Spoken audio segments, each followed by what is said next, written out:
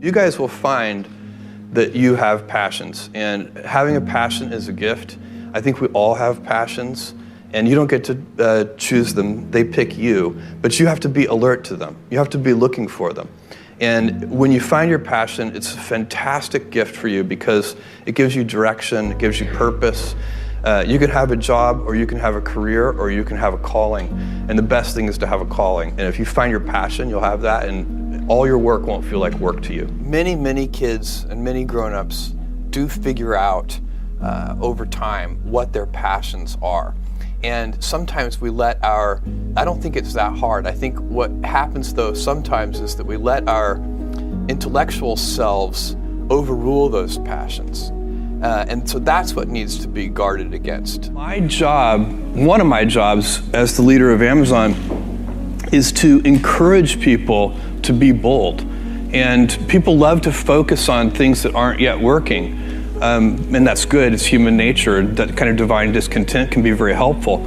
But it's incredibly hard to get people to take bold bets.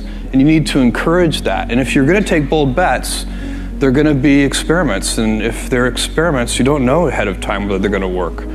Experiments are by their very nature prone to failure. But a few big successes compensate for dozens and dozens of things that didn't work. So, bold bets, AWS, Kindle, Amazon Prime, our third-party seller business, all of those things are examples of bold bets that did work, and they pay for a lot of experiments. I've made billions of dollars of failures at Amazon.com, literally billions of dollars of failures. And you might remember Pets.com or Cosmo, or give myself a root canal with no anesthesia very easily. None of those things are fun, but they don't matter. What really matters is companies that don't continue to experiment, companies that don't embrace failure.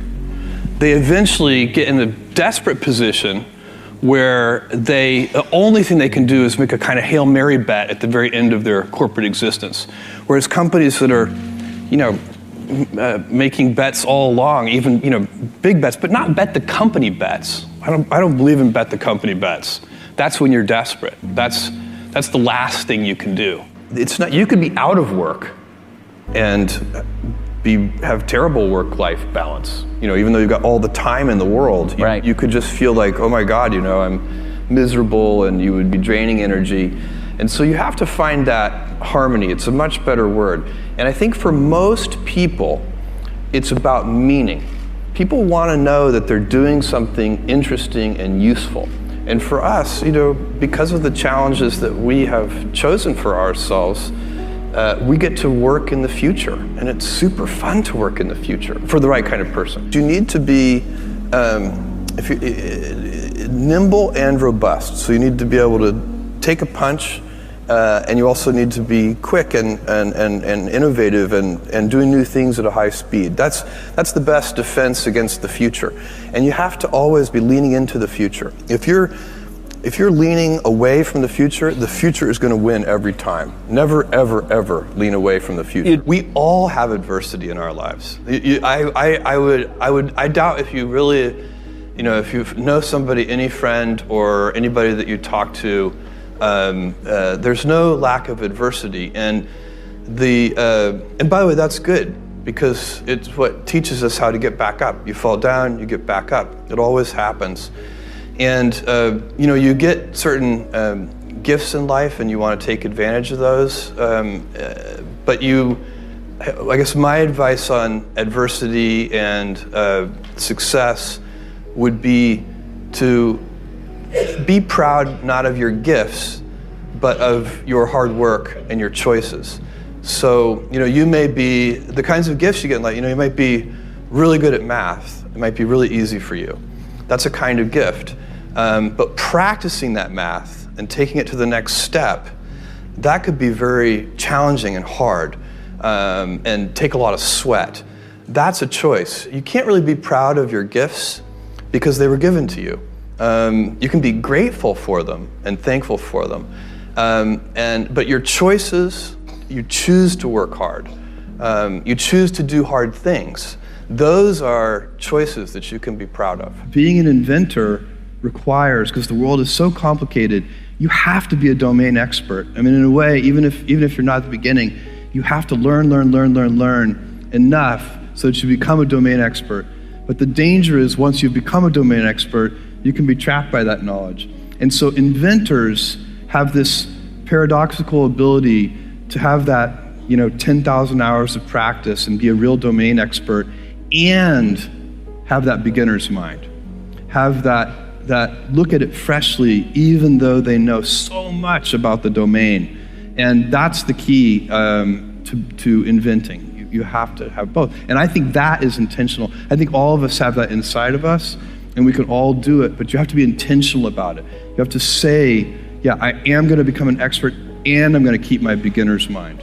You can't skip steps. You have to put one foot in front of the other. Things take time.